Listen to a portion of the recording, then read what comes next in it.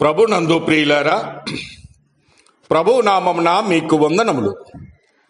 ఈరోజు దేవుని యొక్క వాక్య ధ్యానము కీర్తనల గ్రంథము 130వ కీర్తన 7-8 వచనాలు. ఇజ్రాయేలు, యెహోవా మీద ఆశ పెట్టుకొనుము, యెహోవా యొద్ద కృప దొరుకును, ఆయన యొద్ద సంపూర్ణ విమోచన దొరుకును. ఇజ్రాయేలీయుల దోషములన్నిటినీ నుండి ఆయన వారిని విమోచించును. దేవుడి మాటలు దీవించి ఆశీర్వదించునుగాక.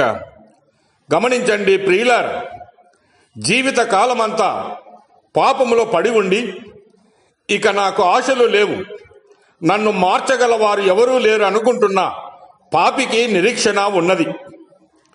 జనులు ఆయన యందు భయభక్తులు నిలుపునట్లు ఆయన యుద్ధ క్షమాపణ దొరుకును.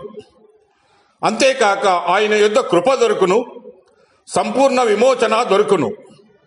దోషములన్నిటి నుండి ఆయన విమోచించును. పక్షాతాపముతో ఆయన యుద్ధకు వచ్చువారిని ప్రభు అయిన యేసు ఎంత మాత్రము త్రోసివేయడు. మత్తయి సువార్త 11వ అధ్యాయము 28వ వచనములో ప్రభువు పిలుస్తూ ఉన్నాడు. ప్రయాసపడి భారము మోసుకొనుచున్న వారిని ఆయన నేటికి పిలుస్తూనే ఉన్నాడు. అయితే ఎన్నిసార్లు గద్దించినను లోబడిన వాడు మరీ తిరిగి లేకుండా హఠాత్తుగా నాశనమగునని దేవుని వాక్యము సెలవిస్తూ ఉన్నది. కనుక ప్రియులారా, మారు మనసు పొందకపోతే నాశనము ఉంది అని వాస్తవాన్ని ఇప్పుడైనా గ్రహించి పాపి ఆయన యొద్దకు వచ్చి పాపాలు ఒప్పుకొని పశ్చాత్తాపపడితే ఆయన క్షమిస్తాడు.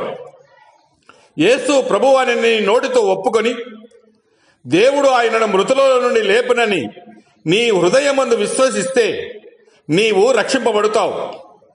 అంతేకాక ఇంత గొప్ప రక్షణను నిర్లక్ష్యము చేస్తే ఎలాగూ రాబో భయంకరమైన తీర్పును తప్పించుకుంటావు. కనుక ప్రియులారా, దేవుని కృపను వ్యర్థము చేసుకొనక అనుకూల సమయమందు ఆయనకు మొరపెడితే ఆయన ఆలకిస్తాడు, నిన్ను ఆదుకొని రక్షిస్తాడు. కనుక ప్రియులారా, ఇదే నీకు మిక్కిలి అనుకూల సమయం, ఇదే రక్షణ దినము. ఈ దినమైన నీవు రక్షణ పొందుటకు పరిశుద్ధాత్మ దేవుడు నీలో నిరీక్షణను కలిగించునుగాక. దేవుడు మిమ్మల్ని దీవించి ఆశీర్వదించునుగాక.